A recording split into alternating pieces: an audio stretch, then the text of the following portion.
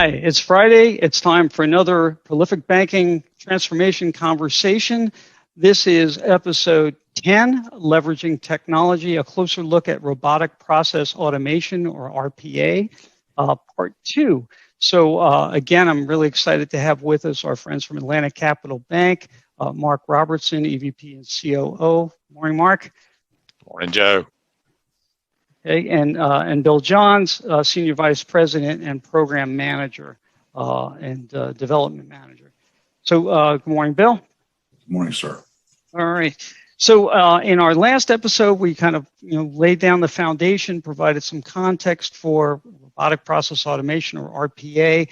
We wanted to drill down a little bit further on this. So I guess I'll address this to you, Bill. So RPA is a popular technology. It's used to automate business processes, but does it require a unique platform and or a certain set of skills to develop and deploy? And was there a dependency on any third-party resources for RPA expertise? Well, as with most questions, Joe, it depends what you're going after and what your goals truly are. To your first part of that question, just know for what we're using it for, it's just standard Windows servers were available, and that's the thing to remember about RPA is that it is actually acting like an end user in every respect. So you do have typical infrastructure, just like if you had any other user accessing your systems. The skill set, you do need someone a little bit more on the technical side. It doesn't have to be a purely technical person, but someone who has a little bit of a technical skill. Typically someone who understands a little bit of the programming constructs. They don't necessarily have to be, developers, but they have to understand the idea of simple constructs like the logic of if statements and or statements and maybe loops, simple things like that, which, most, I think, people that have gone to business school can understand. So I don't think it takes a very unique skill set, and it certainly can be learned. And then your third question, it depends on the speed that you're trying to go. I think, because as I mentioned before, this is a learning curve if you're just getting into it for the first time. We have at Atlantic Capital engaged a third party to help us, and in some ways it's become more of a learning tool as well as having that third party there to help us. Sure. But again, it comes down to what are your goals and how quick do you want to move. Okay. And Mark, just pivoting off of Bill's comment about goals, I'm sure a lot of things get brought to your desk in terms of projects that people are looking to do. In your opinion, did this technology, meet or exceed your expectations for it? Yeah, I mean, I would say it's far exceeded our expectations. As Bill stated earlier, that we had some items that we just wanted to look at, and we knew RPA was coming out there, and we got into this journey. I guess it was probably about 3 years ago, and it was more of hey, let's look at this and see if we can do that, and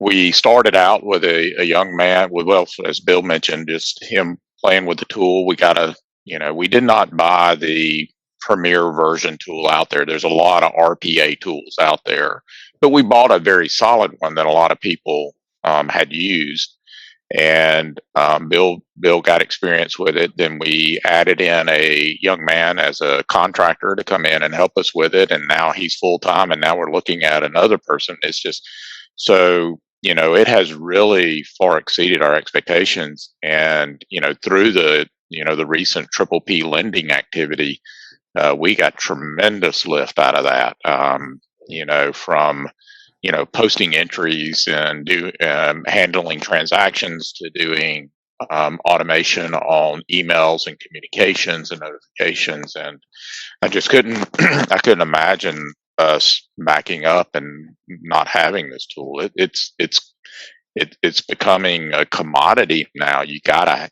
have it almost. So even for a bank our size, so yeah, I think it has far exceeded our expectations, and a lot of that has to do with Bill and his team and how they just think outside of the box. I think that's one of the big things you do is put it in your people's hands and let them just think about it, and let it grow. So That's awesome. No, that's great to know. I'm sure our viewers are going to be excited to hear that. So Bill, in the last episode, we talked a little bit about how you leveraged the robotics, and you had talked about, that you started sort of mundane tasks and then, worked into or transitioned into workflow. So in your opinion, I mean, how is RPA best utilized, and what's a reasonable development cycle for any given application? That's a really good question. We are now looking at it as being part of the fabric of what we do and process. It is not just a matter of trying to find these little places where we can fit this in to say, oh, where can we use it? No, we're actually looking at it as how are we going to work around it? Because we are trying to actually make it kind of the centerpiece to a lot of what we do from a banking perspective. Mark had mentioned the PPP aspect and the lift we got from that. There was actually another process where we're literally now trying to get the forms out in front of our customers. And those forms are then going to now route to certain inboxes within our organization. And then there's going to be other workflow that then takes those forms and gets them into another third system. And it has now become the centerpiece for some of our customer interactions. So the life cycle obviously is you start with just like any other thing, you start with the goal and you start coming up with the requirements for that. And then we are actually trying to plug it in from the very beginning and seeing how much of that process can we automate with, obviously the checks and balances in place to make sure that, if you're sending files, you need confirmations that those files are being sent and received. If you're sending alerts, you need to make sure that those alerts are being routed properly, because you can do things like emails, sending texts. We've included it in part of our production support operations. Just last night, we got a text that there was a production issue, and within 15 minutes, that production issue was resolved with very minimal impact to certainly none to our customers, and we got it resolved very, very quickly, and it was all because of the fact that we had a script running. So it is part of the fabric of what we do, and we're going to plug it in wherever we can. That's exciting. And that really is exciting. So just to for comparison's sake, is it a fair statement that implementing RPA takes less time than actually programming applications?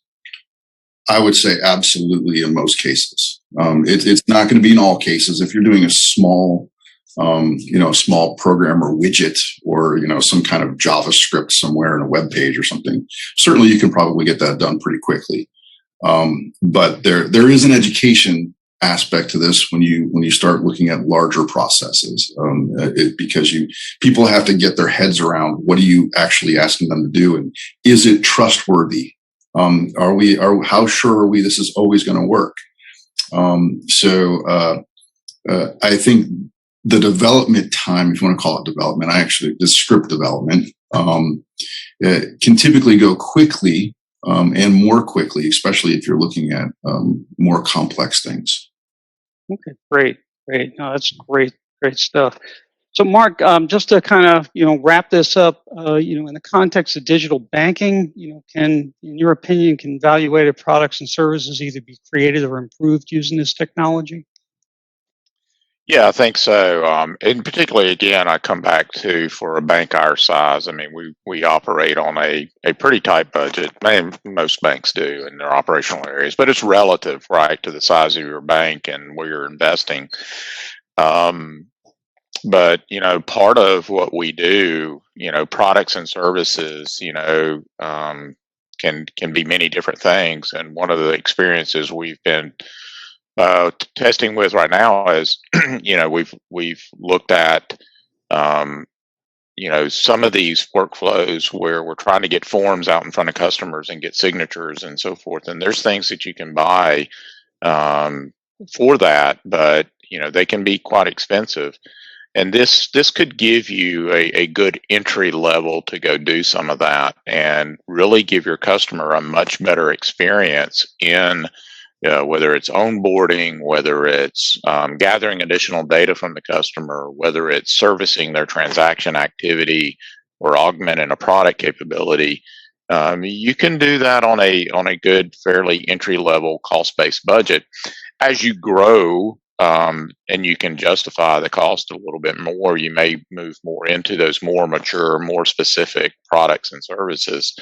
But this is a good place that allows you to bridge from entry level into scalability and growth.